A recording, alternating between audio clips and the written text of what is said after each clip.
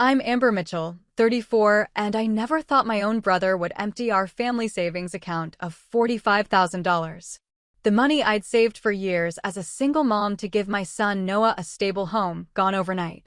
When Kyle disappeared, I was devastated, but my quiet 12-year-old boy surprised me with skills I never knew he had. Trusting family was my biggest mistake, but underestimating my son was his. Before I continue my story, let me know where you're watching from in the comments below, hit that like button, and subscribe to hear how a middle schooler outsmarted a grown man who thought he'd gotten away clean.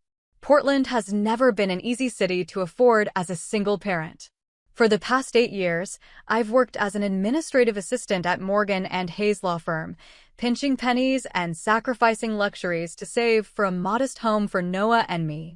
Our 2-bedroom apartment on the east side had always been a temporary stop. At least that's what I told myself every time the rent increased. Noah isn't your typical 7th grader. While other kids his age are glued to video games or sports, my son spends hours coding on his laptop, solving complex puzzles, and reading books well beyond his years. He's quiet and observant, sometimes eerily so. His teachers often remark that he notices things other children miss. When he was 10, he built a rudimentary security system for our apartment using parts from an old webcam and some coding knowledge he'd taught himself. That's my son, brilliant in his own introverted way. Then there's my brother Kyle. 3 years younger than me at 31, Kyle has always been the definition of charismatic but unreliable. Growing up, he was the golden child, handsome, athletic, and able to talk his way out of any situation.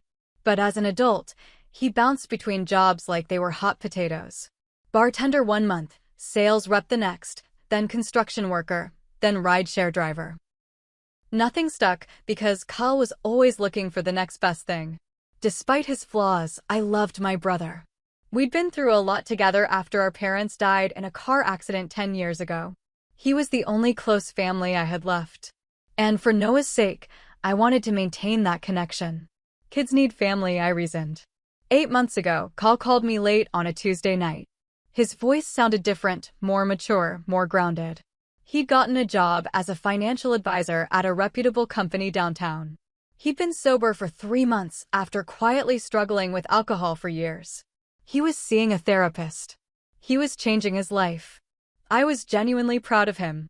3 weeks later, when he broke up with his girlfriend Jessica and needed a place to stay temporarily, I offered our spare room. Noah was hesitant.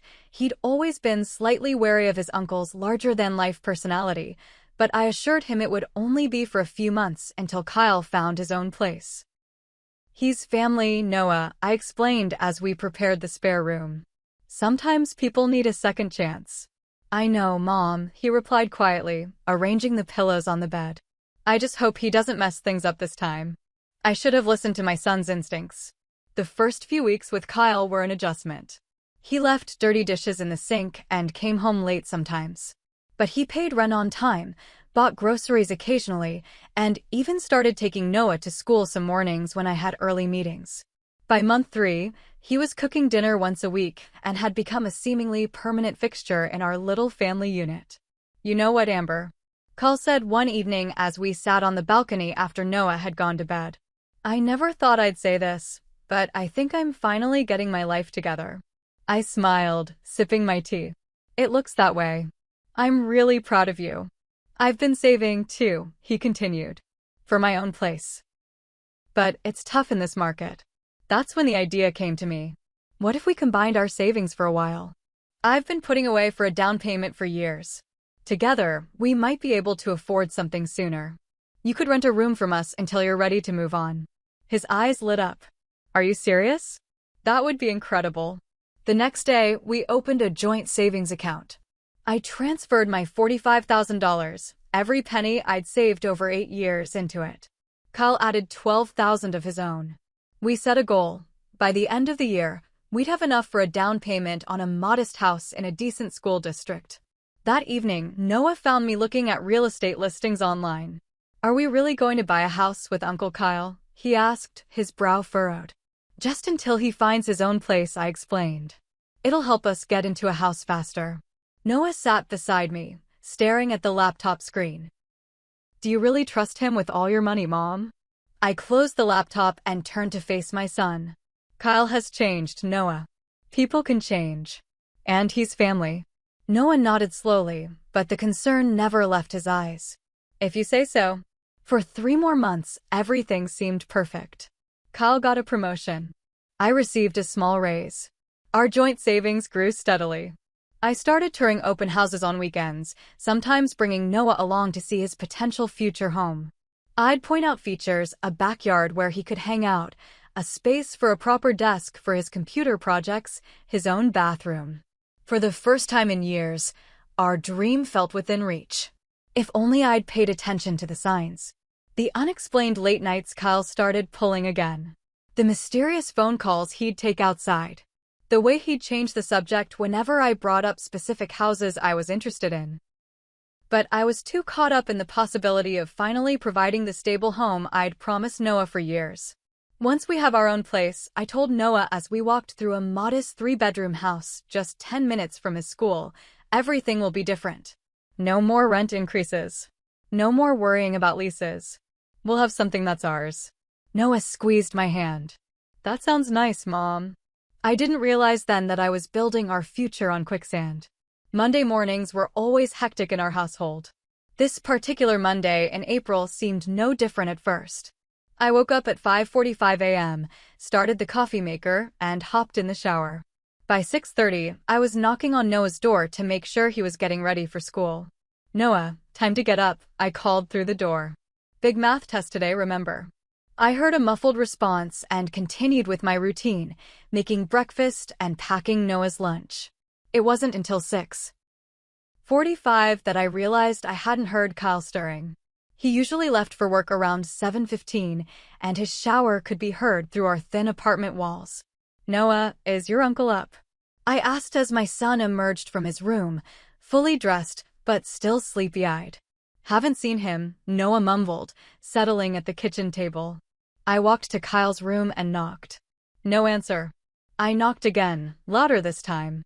Still nothing. A strange feeling settled in my stomach as I turned the handle and pushed the door open. The room was empty. Not just empty of Kyle, but empty of his things. The closet door stood open, hangers dangling without clothes. The dresser drawers were partially pulled out, clearly emptied in haste. His laptop was gone from the desk. Even the framed photo of our parents that had sat on his nightstand was missing. Kyle. I called out, as if he might materialize from thin air. The apartment remained silent except for the sound of Noah eating cereal in the kitchen. I pulled out my phone and dialed Kyle's number. It went straight to voicemail. I tried again with the same result. My heart began to race as I returned to the kitchen. Noah, finish getting ready. We need to leave a little early today. Why? What's wrong? Noah looked up, immediately sensing my distress. Your uncle isn't here. His things are gone. I tried to keep my voice steady. Noah put down his spoon slowly. All of them. Yes. I grabbed my purse and pulled out my phone again. I need to check something. With trembling fingers, I opened my banking app. I held my breath as I entered my password and navigated to the joint savings account. Balance, $0. The room seemed to tilt sideways. I gripped the edge of the counter to steady myself. Mom? Noah's voice sounded far away. He took it, I whispered, staring at the screen. He took all of it. The money? Noah asked, his voice small. I nodded, unable to speak. $45,000. 8 years of careful saving. Gone. The next few hours passed in a blur. I called in sick to work for the first time in years. I drove Noah to school after assuring him I would figure things out. Then I spent the morning making frantic calls. I called Kyle's workplace only to discover he'd quit his job 2 weeks ago. I called mutual friends no one had seen or heard from him.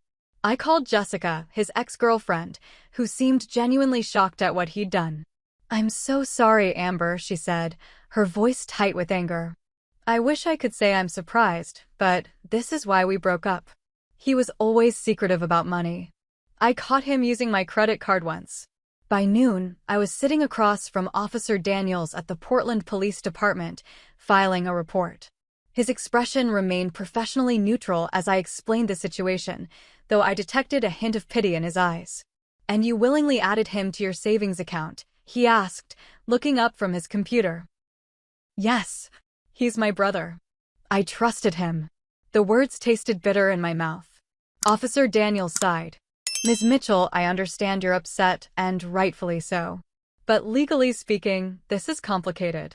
When you create a joint account, both parties have equal legal access to the funds." "He stole from me," I insisted, my voice breaking. "In the eyes of the law, it's difficult to classify this as theft when you authorized him as a joint account holder. Banks consider that implied consent for either party to withdraw funds." He leaned forward. "That said, we can certainly take this report and investigate. But I want to be honest with you. These situations are often treated as civil matters rather than criminal ones." I left the police station feeling hollow. The betrayal cut deeper than the financial loss. Kyle wasn't just some stranger who had scammed me. He was my little brother. He had sat at our dinner table for 6 months. He had helped Noah with homework. He had looked me in the eye and talked about our future in the house we would buy together. When I picked Noah up from school that afternoon, I tried to put on a brave face. But children, especially observant ones like my son, can see right through adult pretenses. "Did you find Uncle Kyle?" he asked as soon as he got in the car. "No, honey. Not yet." I focused on the road, blinking back tears. "He's not coming back, is he?" I pulled over to the side of the road and turned to face my son. "Noah, I need to tell you something difficult. Uncle Kyle took our money. All of it. The money for our house." Noah's expression didn't change much, just a slight tightening around his eyes. "I thought maybe that happened. You've been crying." I reached out to touch his cheek. "I'm so sorry, Noah. I know how much you wanted that house." "It's not your fault, Mom," he said with a maturity that broke my heart all over again. "Uncle Kyle is the one who did something wrong." "Yes, but I let him in. I trusted him with our future." A tear escaped despite my best efforts. Noah unbuckled his seatbelt and leaned over to hug me awkwardly across the center console. "We'll figure it out. I'll help you." I held on to my son, this remarkable child who was offering me comfort when I should have been the strong one. In that moment, I felt both profound failure and immense gratitude. "I don't know how we're going to fix this," I admitted. Noah pulled back and met my gaze with unusual intensity. "I do. I'm good with computers, remember? People leave digital footprints everywhere. Uncle Kyle isn't as smart as he thinks he is." I managed a weak smile, appreciating his attempt to make me feel better. "It's not that simple, sweetheart." "Yes, it is," Noah insisted. "He can't just disappear. Nobody can anymore." I started the car again, assuming Noah was simply trying to be supportive in his 12-year-old way. I had no idea that he was actually making me a promise, one that he intended to keep. The financial realities hit hard and fast. Our rent was due in 10 days. The car payment would process automatically from my checking account at the end of the week. Noah's summer camp deposit was non-refundable, but the remaining balance was coming up. These were all expenses I had comfortably managed before, but that was when I had my emergency fund to fall back on. The emergency fund that now showed a balance of 0. The morning after discovering Kyle's betrayal, I sat down with all our bills spread across the kitchen table. With just my regular checking account and the small amount in my 401k that I couldn't touch without significant penalties, the math was grim. We could make it through the next month, maybe 2, but without that savings cushion, any unexpected expense would topple our precarious financial situation. At 9 a.m., I walked into First National Bank and asked to speak with a manager. Sarah Thompson, a woman about my age with sympathetic eyes, listened as I explained what had happened. "I understand how devastating this is, Ms. Mitchell," she said, "but unfortunately, from a banking perspective, there isn't much we can do. When you created a joint account, you authorized Mr. Mitchell to have full access to those funds. But he clearly stole the money," I argued, trying to keep my voice steady. "Can't the transaction be traced? Can't the bank freeze his new account if he deposited it somewhere?" Sarah shook her head. "Banking privacy laws prevent us from being able to tell you where those funds might have been transferred. And without a court order, we can't freeze anyone's accounts. Have you filed a police report?" Yes, but they didn't seem hopeful. She reached across her desk and touched my hand briefly. I would suggest consulting with an attorney. This may need to be handled as a civil matter. That afternoon, I swallowed my pride and approached Jason Martinez, one of the attorneys at my firm. He specialized in family law and had always been kind to me. I caught him between meetings and asked if I could have 5 minutes of his time. In his office, I gave him the abbreviated version of what had happened. His expression grew increasingly troubled as I spoke. "Amber, I'm so sorry," he said when I finished. "What your brother did was morally reprehensible, but legally, it's a gray area. Since you willingly added him to the account, it becomes difficult to prove intent to defraud. So he just gets away with it." My voice cracked. "Not necessarily. You could file a civil suit against him for breach of verbal contract if you had an agreement about the purpose of the funds. But first, you'd need to find him." Jason leaned forward. "Do you have any idea where he might have gone?" I shook my head. "His phone goes straight to voicemail. He quit his job 2 weeks ago without telling me. Nobody has heard from him." Jason jotted something on a notepad and handed it to me. "This is the name of a private investigator I've worked with. He's good at finding people who don't want to be found. I can't make any promises, but it might be worth a conversation." I looked at the paper, my vision blurring with tears I refused to let fall in my workplace. "I can't afford a private investigator right now. Let me make a call. He owes me a favor." Jason's kindness nearly undid my fragile composure. That evening, I made the hardest phone call to my closest friend Laura. We'd been friends since college, and though she wasn't wealthy by any means, I knew she was more financially stable than I was. "I need to borrow some money," I admitted after explaining the situation. "Just for the short term. For rent and basics until I can figure this out." "Oh my God, Amber." "Of course," Laura said without hesitation. "How much do you need?" $3,000 would get us through the next month. The amount felt enormous to ask for, but it was the minimum we needed to stay afloat. "I'll transfer it right now. And I'm coming over tomorrow with groceries." No arguments. After putting Noah to bed that night, I sat alone at the kitchen table, staring at my laptop screen. I'd opened a document titled Financial Recovery Plan, but it remained blank. The cursor blinked mockingly at me as minutes ticked by. Eventually, I closed the laptop and put my head in my hands. Sleep became a luxury I couldn't afford in the days that followed. I'd lie awake calculating and recalculating our expenses, trying to find corners to cut from an already tight budget. I lost 5 pounds in the first week simply because my appetite had vanished. The constant anxiety manifested physically: tension headaches, stomach issues, a persistent twitch under my left eye. At work, I struggled to maintain my usual efficiency. Michael Hayes, the senior partner and my direct supervisor, called me into his office on Friday afternoon. "Amber, is everything all right?" he asked after I'd fumbled a simple filing task for the 3rd time that week. "You don't seem like yourself lately." I considered offering some vague explanation, but the stress and exhaustion had worn down my defenses. To my horror, I burst into tears right there in his office. Between sobs, I told him everything: Kyle's betrayal, the empty bank account, my fears about providing for Noah. Michael listened without interrupting, occasionally passing me tissues from the box on his desk. "I'm so sorry," I said when I finally regained composure. "This is completely unprofessional. I promise it won't affect my work going forward." Michael regarded me thoughtfully. "Amber, you've been with this firm for 8 years. You've never once brought personal problems to work. If this has affected your performance, it must be serious indeed." He paused. "I'm not just your boss. I'd like to think we're also colleagues who respect each other. Let us help." By the following Monday, the partners had approved an advance on my salary and a small raise that had apparently been in discussion before this crisis. It wasn't enough to replace what Kyle had taken, but it was enough to breathe. Meanwhile, Noah had become increasingly withdrawn. He spent most evenings in his room with his laptop. When I asked what he was working on, he'd simply say homework or a project. His teacher, Mrs. Wilson, called me midweek. "I wanted to check in about Noah," she said. "He seems distracted in class, and he fell asleep during math yesterday. Is everything okay at home?" I gave her a sanitized version of our situation, emphasizing that we were working through it. I see, she replied. That explains a lot. He's been researching some unusual topics during computer lab. The technology teacher mentioned he was looking up information about banking systems and digital tracking. Something cold settled in my stomach. What exactly was he researching? I'm not entirely sure.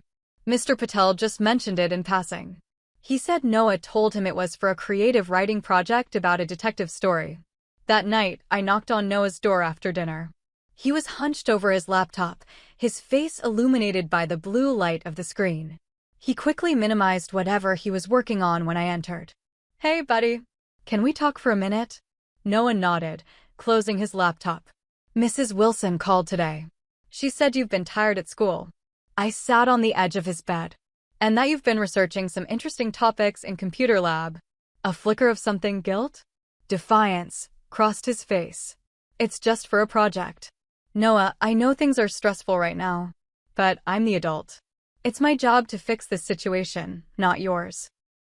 You need to focus on being a kid and doing well in school. He looked down at his hands. But I can help. I'm good at finding information. What kind of information are you trying to find? I asked gently. Noah was silent for a long moment. Then he opened his laptop again. I didn't want to tell you until I was sure. He pulled up a folder labeled Kyle and turned the screen toward me. I think I know how to find Uncle Kyle. My first instinct was to close the laptop and tell Noah to forget about Kyle. This wasn't a burden for a 12-year-old to carry. But the determined look in my son's eyes stopped me. What is all this? I asked, scanning the screen filled with documents, screenshots, and what appeared to be a crude digital map. Uncle Kyle's digital footprint, Noah said, his voice gaining confidence. Everyone leaves traces online, Mom. Especially people who aren't careful. I moved closer to get a better look. How did you even begin to find this information? Remember when Uncle Kyle's laptop had that virus a few months ago? He asked me to fix it. Noah clicked through to a subfolder. I set up his system recovery, but I also noticed he never logged out of anything. He saved all his passwords in his browser. A mixture of pride and concern washed over me. Noah, accessing someone's accounts without permission isn't exactly. I didn't hack anything, he interrupted. His old laptop is still here. He left it when he took his new one. All his information was still saved on it. I just looked at what was already there. I wasn't entirely convinced of the ethics, but my curiosity overrode my concerns. And what did you find? Noah pulled up an email confirmation. This came 3 weeks ago. It's a lease application approval for an apartment in Seattle. He used his real name, but a different email address I found in his browser history. My heart began to race. Seattle? That's only 3 hours away. And look at this. Noah opened another file, showing credit card transactions. He's been using his card in the Belltown neighborhood consistently for the past week. Coffee shops, restaurants, grocery stores. How did you access his credit card statements? I asked, now genuinely concerned about my son's methods. I didn't have to. He set up email notifications for purchases, and all those emails were still syncing to his old laptop. Noah continued clicking through his evidence. And he's been active on LinkedIn with a slightly different profile. Kyle Mitchell is now Kyle M. Bennett, using Mom's maiden name. He's listed himself as a financial consultant with a company I can't find any real information about. I think he made it up. I sat back, stunned by both the information and my son's resourcefulness. Noah, this is... I don't even know what to say. There's more. Noah pulled up a banking website. He opened a new account at Pacific Northwest Bank. I can't see the balance, but I can see that it exists because the welcome email came through on his old laptop. How long have you been doing this research? I asked. Since the day we found out. Noah looked at me, his expression serious beyond his years. I knew the police wouldn't do much. Adults think kids don't understand, but I watch true crime shows too. I know how things work. I reached out and closed the laptop gently. I'm impressed by your skills, Noah. Truly. But I'm also worried about you spending so much time on this. And some of what you're doing might be legally questionable. I didn't break into anything, Mom. I just observed. That's not illegal. He had clearly thought this through. And I did it because I hate seeing you so sad. You've been crying at night. I can hear you. The realization that my son had been aware of my private moments of breakdown hit me hard. I had tried so hard to be strong for him. What do you think we should do with this information? I asked, deciding to treat him as a partner rather than a child who needed protection. We go to Seattle, he said without hesitation. We confront Uncle Kyle and get our money back. It's not that simple. He could deny everything. He could run again when he sees us. He won't. Noah reopened his laptop and showed me one last piece of evidence. I found his new phone number in an account verification text. And I've been tracking his routine through his food delivery apps. He orders dinner every night between 6:30 and 7 o'clock. He doesn't go out much on weeknights. We can catch him at his apartment. I stared at my son, this child who had apparently developed detective skills while I wasn't looking. Part of me was disturbed by how deeply he had dug into Kyle's digital life. Another part, the desperate part that needed that money back, was impressed and grateful. Even if we find him, there's no guarantee he still has the money or that he'll give it back, I reasoned. We have leverage, Noah insisted. I've documented everything. How he quit his job but pretended to go to work. How he researched untraceable money transfers and living off the grid on his browser. If he's trying to start a new life with a fake company in Seattle, he won't want his past catching up with him. I took a deep breath. Let me think about this. What you've found is incredibly valuable, but confronting Kyle could be dangerous. He's obviously not the person we thought he was. Noah nodded solemnly. Just don't wait too long. He's already cleared out his food delivery apps. He might be preparing to move again. That night, I called Jason Martinez at home. I explained what Noah had discovered, carefully framing it as information we came across rather than detailing my son's digital detective work. This changes things, Jason said. With a specific location, we can have him served with legal papers. But honestly, Amber, direct confrontation might be faster than the legal system in this case. If you can get him to admit what he did and agree to repayment, we can draft a promissory note on the spot. You think I should go to Seattle? If you do, don't go alone. And document everything. Record the conversation if Washington law allows it. It's a two-party consent state, so you'd need to inform him he's being recorded.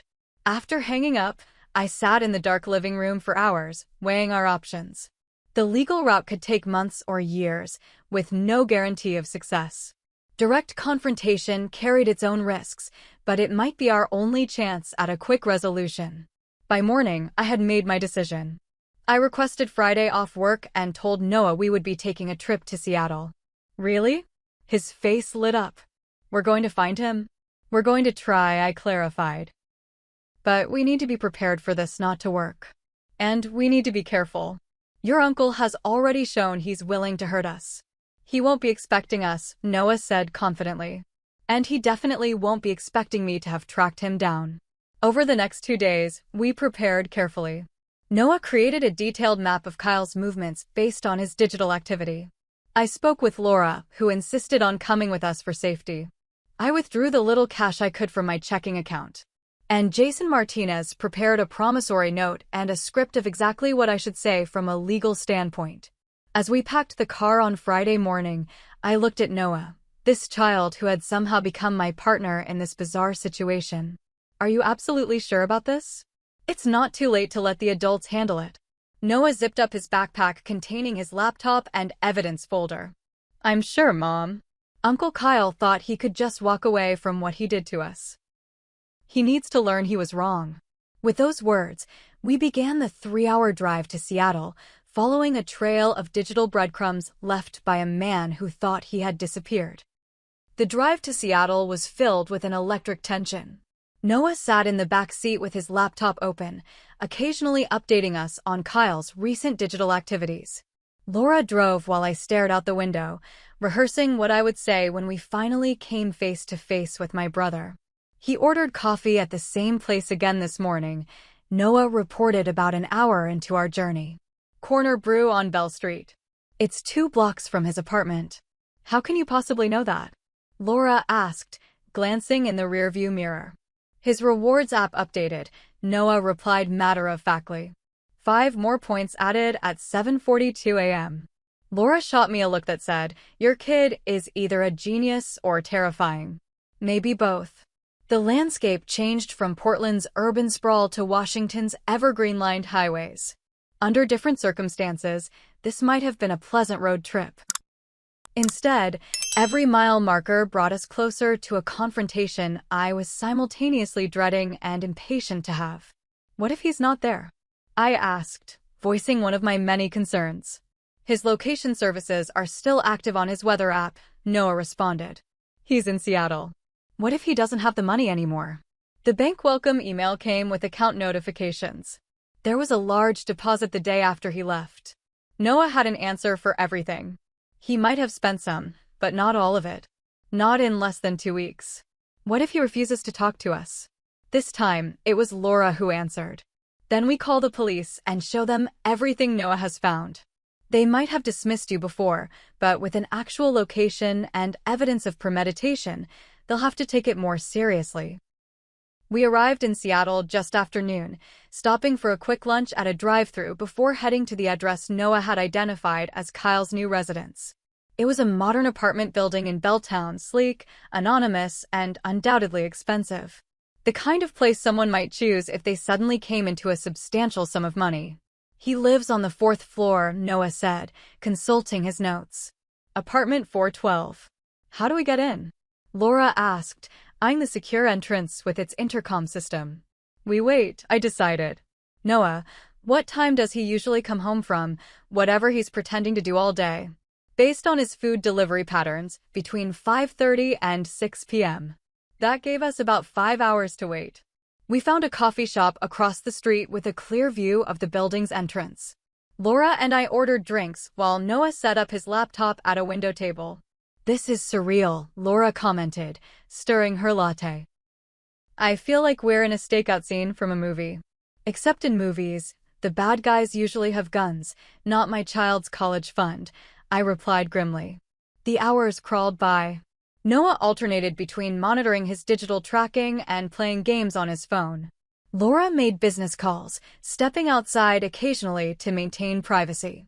I sat, watching the building entrance, jumping slightly every time someone who remotely resembled Kyle approached.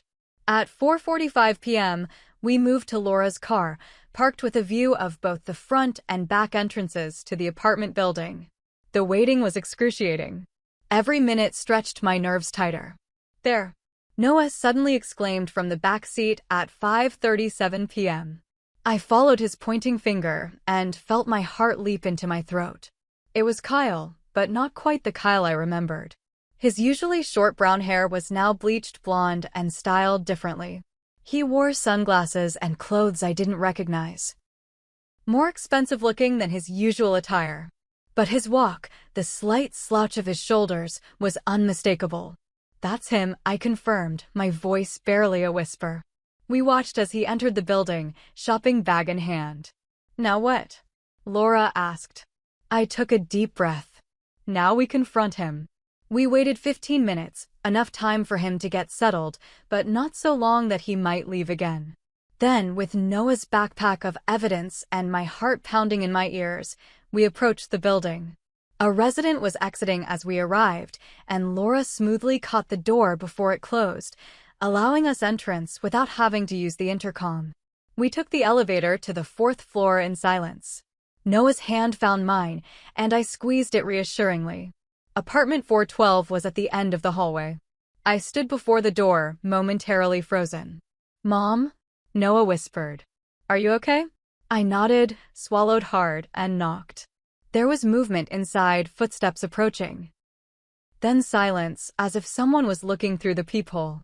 I stared directly at where I imagined Kyle's eye would be.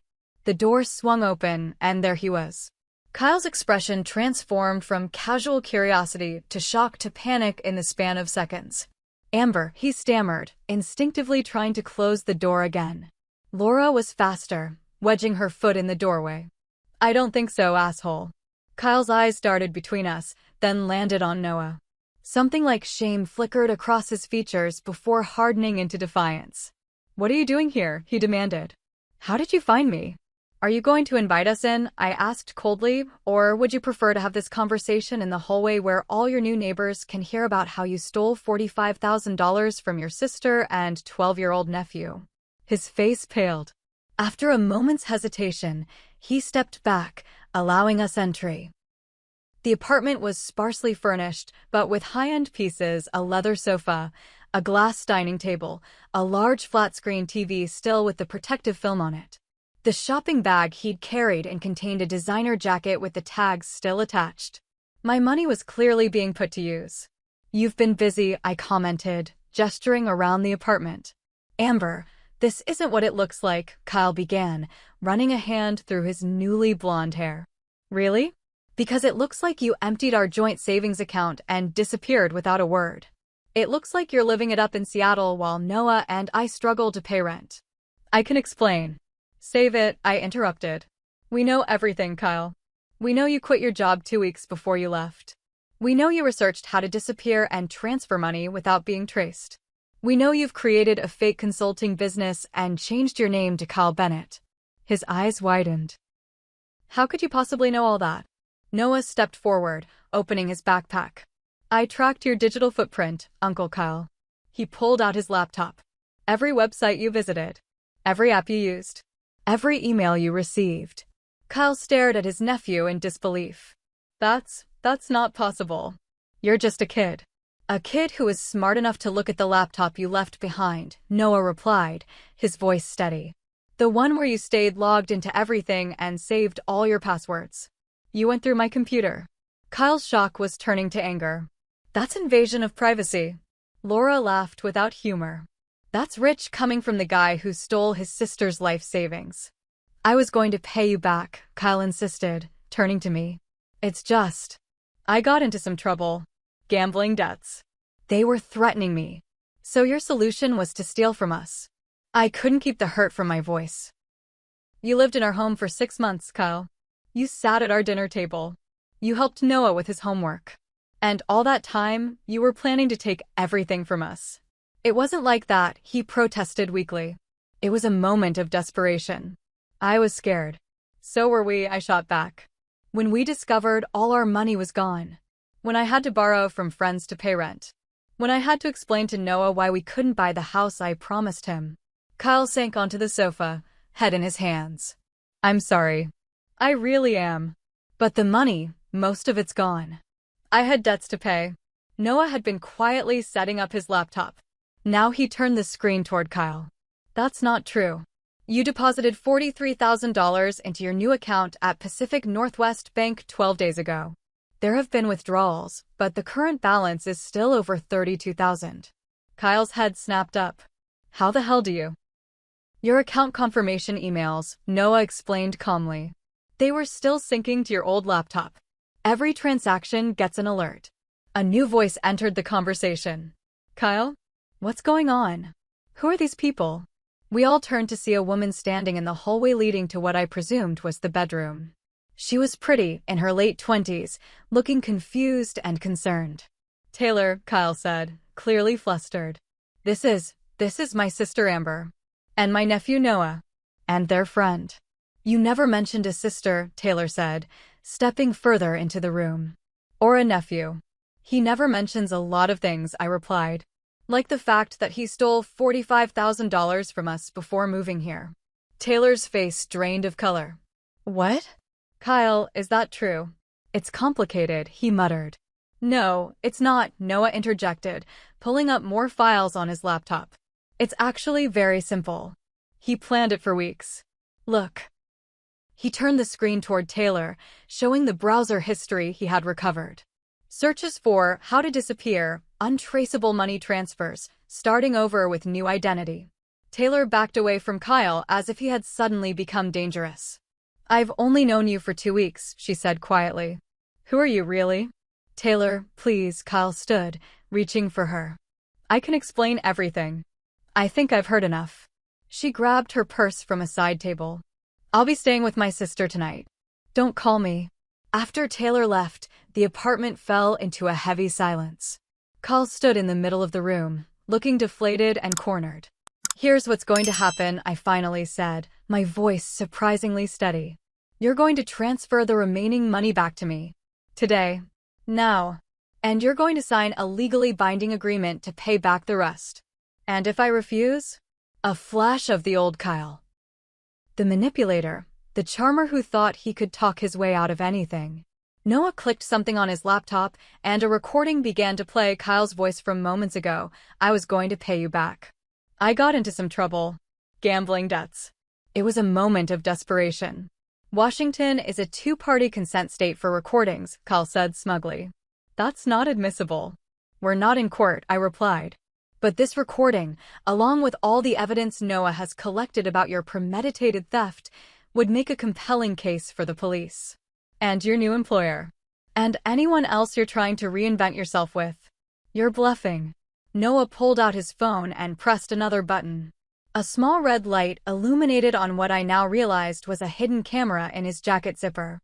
I'm not bluffing, Uncle Kyle, he said quietly. I'm live streaming this entire conversation to a private cloud server. If anything happens to us, or if you don't cooperate, it all goes public. To the police, to your new girlfriend, to everyone. I looked at my son in astonishment. This level of preparation hadn't been part of our discussions. Kyle stared at Noah for a long moment, then laughed, a hollow, defeated sound. Outsmarted by my 12-year-old nephew. That's a new low, even for me. He walked to the dining table where his laptop sat, opened it, and began typing. I'll transfer what's left. But I really don't have the full amount anymore. Then you'll pay back the difference over time, I said, pulling out the promissory note Jason had prepared. With interest. As Kyle made the transfer and signed the legal document, I felt no triumph, only a profound sadness. This was my brother, my only close blood relative besides Noah. And our relationship was now reduced to this, a financial transaction, a legal obligation, the aftermath of a betrayal. Is this what you wanted? Kyle asked as he handed back the signed document. To humiliate me? To destroy my fresh start? No, I answered honestly. What I wanted was a brother I could trust. What I wanted was the family Noah deserves. What I wanted was the house we were saving for together. But you took all of that away, not me. Kyle had no response to that. As we prepared to leave, Noah paused at the door. I looked up to you, Uncle Kyle, he said, his voice small for the first time since we'd arrived. I thought you were cool. Kyle couldn't meet his nephew's eyes. I'm sorry, Noah. I really am. Sorry doesn't fix what you broke, Noah replied, with a wisdom beyond his years. Then he turned and walked out the door. I followed my son, leaving Kyle alone in his half-furnished apartment with his regrets and $32,000 less than he had when the day began. The 3-hour drive back to Portland was emotionally exhausting. Noah fell asleep in the back seat almost immediately, the adrenaline crash hitting him hard. Laura drove while I stared at my phone, watching in disbelief as the bank notification confirmed the transfer of $32,179.46 into my account. I still can't believe it worked, I whispered, not wanting to wake Noah. I can't believe he actually had most of the money. I can't believe your son pulled off an operation that would impress the FBI, Laura replied, keeping her eyes on the rainy highway. Amber, you realize Noah is basically a superhero, right? I glanced back at my sleeping child, his face peaceful now that our mission was accomplished. He shouldn't have had to be. He's 12. He should be worried about video games and math homework, not tracking down his criminal uncle. Maybe, but he stepped up when you needed him most. That says a lot about how you've raised him. We arrived home late that night. I carried my still sleeping son to his bed, removing only his shoes before tucking him in. As I brushed his hair away from his forehead, he stirred slightly. Did we really get the money back? He mumbled, half asleep. Yes, honey. We really did. Thanks to you. Good. His eyes drifted closed again. I knew we would. The next morning, I called Jason Martinez to report our success and next steps. He was impressed, but concerned about our confrontation approach. You're lucky it didn't go sideways, he cautioned. But I'm glad you got most of the funds back. I'll file the promissory note with the court on Monday. That will make it legally binding. What about Kyle? Should we press charges? I still felt conflicted about the appropriate consequences for my brother. That's entirely your decision. The police might take it more seriously now that you have evidence of premeditation and a signed confession of sorts. But pursuing criminal charges is a long process with no guaranteed outcome. After careful consideration and discussion with Noah, we decided to file a formal report with the police, including all the digital evidence Noah had collected. Detective Rivera at the Portland Police Department was significantly more interested in our case now that we had concrete evidence and a partial recovery of funds. "This is excellent work," she said, reviewing Noah's files. "Especially from someone your age." She looked at my son with newfound respect. "Is he going to jail?" Noah asked directly. Detective Rivera glanced at me before answering. "That's difficult to say. Because it was a joint account, and he's returned a significant portion of the money, the district attorney might not prioritize prosecution. But we will investigate, and at minimum, there will be a record of what he did." That seemed fair to me. As much as Kyle had hurt us, I didn't necessarily want him behind bars. I wanted him to make amends, to understand the pain he'd caused, and to never be in a position to hurt us again. The next step was protection. With Jason's help, I filed for a restraining order against Kyle. The judge granted it based on the financial exploitation and the potential for future harm. It felt strange to legally bar my brother from contacting us, but after what he'd done, it was necessary. Then came the process of rebuilding our financial security. I opened a new account at a different bank, one without any history or connection to Kyle.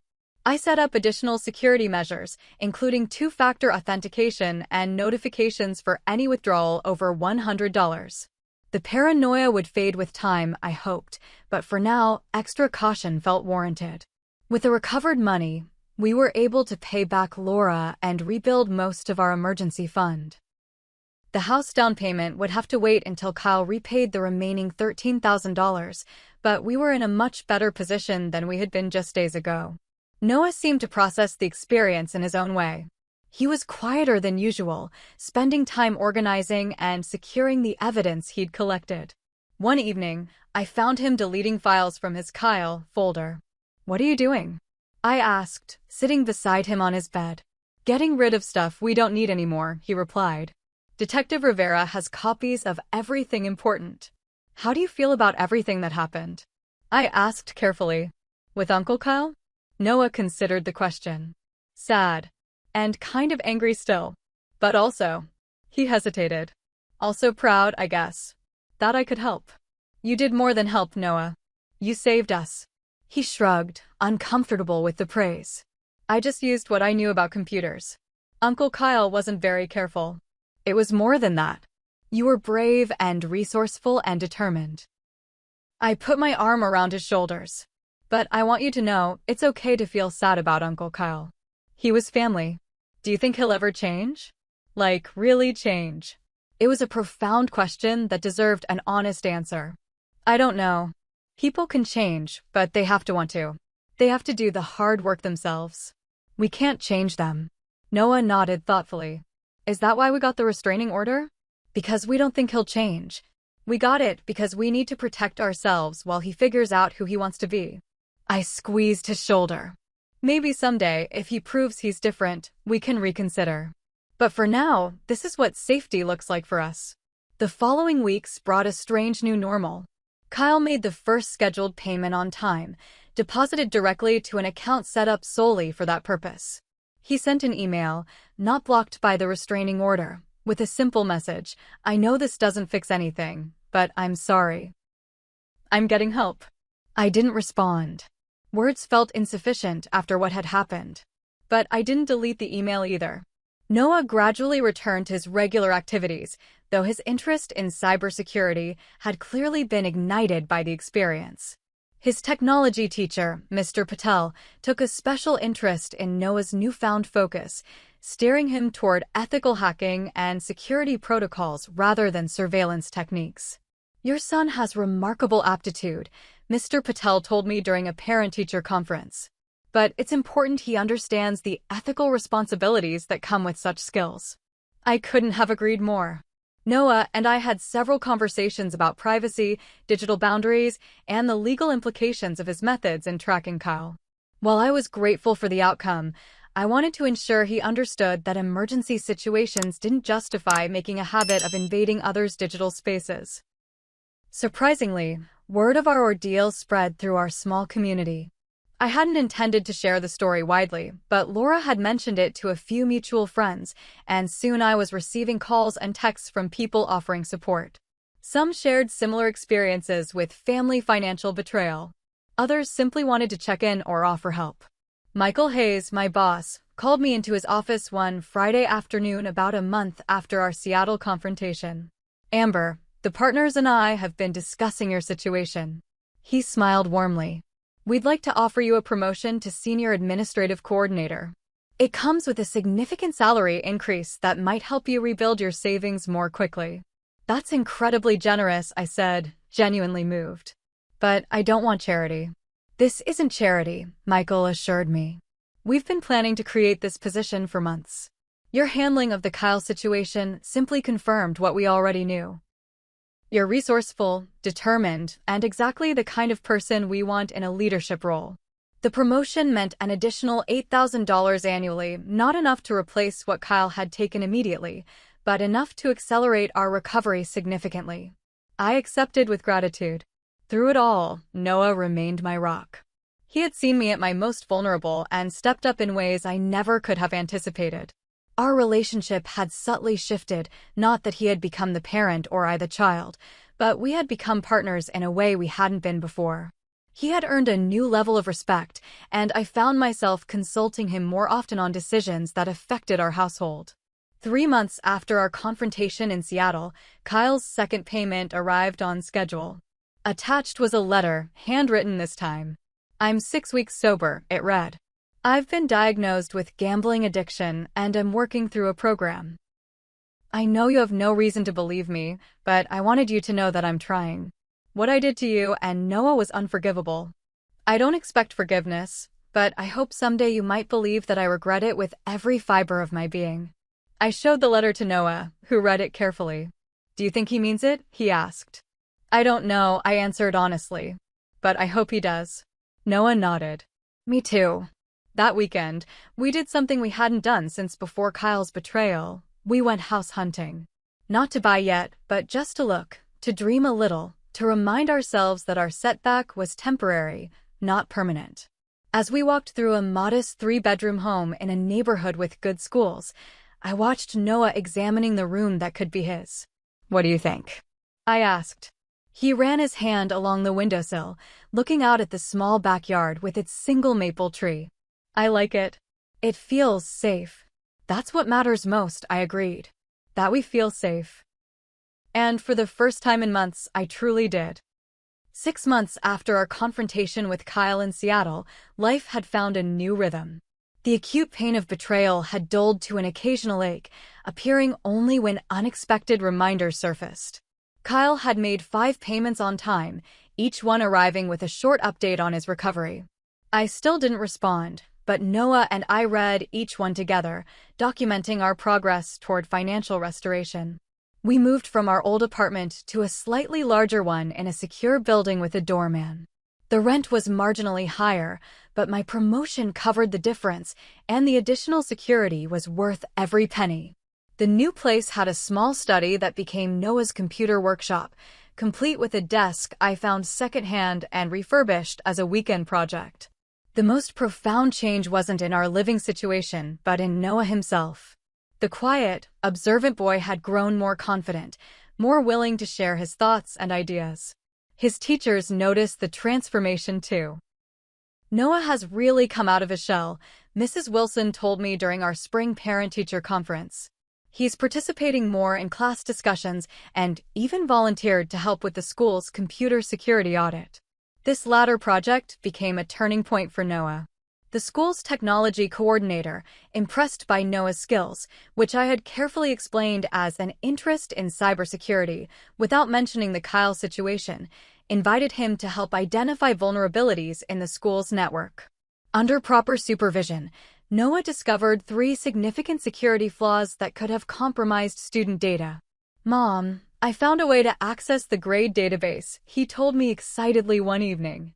Mr. Patel said it was a really serious vulnerability. "They're fixing it because of me." His pride was palpable and well-deserved. More importantly, he was channeling his technical abilities toward protection rather than surveillance. A distinction we had discussed at length. "That's fantastic, Noah," I said, genuinely impressed. "You're using your powers for good." He grinned at the superhero reference. "Mr. Patel says I should consider cybersecurity as a career. There's even summer camps for kids who are interested." The camp he mentioned was expensive, $1,500 for 2 weeks, but it seemed like the perfect opportunity to nurture his talents in a structured, ethical environment. I added it to our financial plan, determined to make it work even if it meant taking on extra hours at the firm. As it turned out, I didn't need to. When the local newspaper ran a small story about Noah's role in improving the school's security, a technology company in Portland reached out with a scholarship offer for the camp. The owner, a woman named Diane Fletcher, had experienced a similar financial betrayal by a family member years earlier. "I was lucky enough to have resources to recover," Diane told me over coffee. Not everyone is. I believe in supporting resilient families, especially when young people show promise in technology fields. Noah's participation in the school security project led to another unexpected opportunity. His science teacher encouraged him to develop a project for the regional science fair focused on digital security for ordinary people. Noah spent weeks creating a simple application that could detect when too much personal information was being shared online. "It's like a warning system," he explained as he demonstrated the prototype. "It scans what you're about to post and highlights potentially sensitive information, addresses, account numbers, personal identifiers, things that could be used against you." The irony wasn't lost on me that Kyle's carelessness with his digital information had inspired Noah to create a tool that might have prevented our situation had Kyle used it. The project won first place in the junior division, earning Noah recognition and a $500 scholarship bond. The science fair victory brought another change to our lives: community recognition. People I barely knew would approach me at the grocery store or coffee shop. "You're Noah Mitchell's mom, right?" What he did was incredible. Most assumed the science fair project was the extent of his accomplishment, unaware of the real-world investigation that had inspired it. Noah and I had agreed to keep the details of Kyle's betrayal and our recovery of the money private, sharing the full story only with a few trusted friends and family members. Laura remained our staunchest supporter. She had been there through the worst of it and celebrated each milestone in our recovery.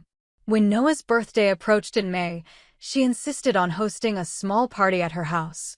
"After everything that kid has been through, everything he's accomplished, he deserves a celebration," she declared. The gathering was modest, but meaningful. A few of Noah's closest friends, my colleagues who had supported us through the crisis, his favorite teachers. As I watched him blow out the candles on his cake, surrounded by people who genuinely cared for him, I felt a profound gratitude that overshadowed the lingering hurt from Kyle's actions. That evening, after the guests had gone and we returned to our apartment, Noah and I sat on our small balcony watching the sunset. "Did you have a good birthday?" I asked. He nodded, fingering the edge of the new laptop case Laura had given him, emblazoned with the logo of his favorite cybersecurity company. "It was the best." "You've been through a lot this year," I said carefully. "More than most kids your age ever experience. How are you feeling about everything now?" Noah considered the question with his characteristic thoughtfulness. I think I'm okay. Better than okay, actually." He looked up at me. "What Uncle Kyle did was terrible. But if it hadn't happened, I wouldn't have discovered what I'm good at. What I might want to do with my life." His wisdom continued to astonish me. That's a very mature way of looking at it. Finding the silver lining. "It's not just that," he continued. "I feel different now. Stronger. Like if something bad happens again, I know we can handle it. Together." I reached over and squeezed his hand. "We definitely can." The following week brought another letter from Kyle, this one different from the rest. Inside the envelope was his 6th payment, on time, as usual, but also a formal document. I've legally changed my name back to Kyle Mitchell, the accompanying note read. I'm done hiding from who I am and what I've done. My therapist suggested I focus on making amends where possible and accepting consequences where necessary. I understand if you never want to speak to me again, but I wanted you to know that I'm committed to repaying every cent and to becoming someone worthy of a second chance, even if that chance never comes. I shared the letter with Noah, as had become our custom. What do you think? He asked after reading it. Do you believe him this time? I want to, I admitted. But trust, once broken, is hard to rebuild. It takes more than words on paper. Or even money, Noah added wisely. Exactly. It takes consistent actions over time. I folded the letter and returned it to its envelope. For now, we focus on us. On building our future. That future was looking increasingly positive. With Kyle's regular payments, my promotion, and careful budgeting, our savings account was growing again. Not as quickly as before, but steadily enough that I had begun to tentatively look at real estate listings again. One Saturday morning in June, I found Noah studying the housing market on his laptop. What are you researching? I asked, setting a glass of orange juice beside him. Houses under $300,000 in good school districts, he replied without looking up. I've created a spreadsheet to compare property taxes, utility costs, and appreciation potential. I laughed, though I was touched by his initiative. Noah, you don't need to worry about this. I'm the parent. He finally glanced up, his expression serious. I know. But we're a team now, right? You said so yourself. I nodded, acknowledging the truth in his words. We are indeed a team. But I want you to be a kid too. To enjoy being 12, almost 13. I am enjoying it, he insisted. This is interesting to me. It's like a puzzle, finding the best house for the best price in the best location. It's problem solving. I looked over his shoulder at the spreadsheet he'd created. Remarkably sophisticated, with color coding and automatic calculations. My son, the analytical mind. The protector. The problem solver. All right then, partner, I said, pulling up a chair beside him. Show me what you've found. That weekend, we visited 3 properties Noah had identified as promising. None was perfect. One needed significant updates. Another had a longer commute to school. The third had a smaller yard than ideal. But the exercise itself was healing. We were no longer just recovering. We were planning. Moving forward. The final house we visited that day was a modest 3-bedroom ranch in a quiet neighborhood. As we walked through the slightly outdated kitchen, I noticed Noah running his hand along the counter, his expression contemplative. What are you thinking about? I asked. Uncle Kyle, he admitted. I was wondering if he'll ever see where we end up living. The question caught me off guard. Would you want him to? Noah shrugged. I don't know. Sometimes I'm still really angry at him. But sometimes. I remember the good stuff too. Like when he taught me to throw a curveball. Or helped me with my science project last year. People are complicated, I said gently. Even the ones who hurt us can have good in them. Do you think someday we might talk to him again? Not now, he added quickly. But maybe, eventually? I considered the question carefully, wanting to be honest without closing doors that Noah might someday want to open. I think that's a decision we can make together, when and if the time feels right. For now, I think the distance is healthy for everyone. It gives us space to heal and Kyle space to work on himself, if he's really committed to that. Noah nodded, satisfied with the answer. I like this house, he said, changing the subject. The kitchen needs updating, but there's a perfect spot for a computer desk in the 2nd bedroom. The practicality of his assessment made me smile. We'll add it to the possibilities list. That night, I received an unexpected email from Detective Rivera. Thought you might want to know, she wrote. Your brother voluntarily came in today to provide a full statement about what he did. He's enrolled in a gambling addiction program and wanted this on record. No charges are being filed per your request, but his statement is now part of the official record. Thought it might give you some peace of mind. I stared at the screen, a complex mix of emotions washing over me. Kyle hadn't mentioned this in his letter. He hadn't done it for show or to earn forgiveness. He had simply done the right thing, knowing I might never even learn about it. Perhaps people could change after all. Not overnight, and not without consistent effort, but gradually, through small choices that eventually formed a different pattern. The next morning, I told Noah about Kyle's statement to the police. "That's good, right?" he asked. "It's a positive sign," I agreed. "Actions speak louder than words." Noah was quiet for a moment. "Maybe for his birthday, we could send a card. Not saying everything's okay, just acknowledging him." The suggestion revealed Noah's compassionate heart, something Kyle's betrayal hadn't managed to damage. "Maybe we could," I agreed. "We'll see how we feel when the time comes." The following weekend, we attended an open house for a property slightly above our current price range, but worth seeing as a benchmark for the future. As we walked up the driveway, Noah suddenly stopped. "Mom," he said, his voice filled with quiet determination. "No matter where we live, we're going to be okay, aren't we?" I looked at my son. This remarkable young person who had faced adult betrayal with courage and ingenuity, who had helped save our future when it seemed lost, who was finding his path in the world partially because of, not despite, the challenges we'd encountered. "Yes, Noah," I replied with absolute certainty. "We are definitely going to be okay." And as we walked together toward the house that might or might not become our future home, I knew it was true. Our foundation wasn't built of bricks or bank accounts. It was built on resilience, mutual trust, and the knowledge that together, we could overcome whatever life threw our way. Have you ever had to deal with a betrayal from someone you trusted completely? How did you find the strength to move forward? Share your story in the comments below, and don't forget to like and subscribe if you found our journey inspiring. Remember that sometimes our greatest challenges reveal strengths we never knew we had. Thank you for listening, and I hope our experience helps you find courage in your own difficult situations.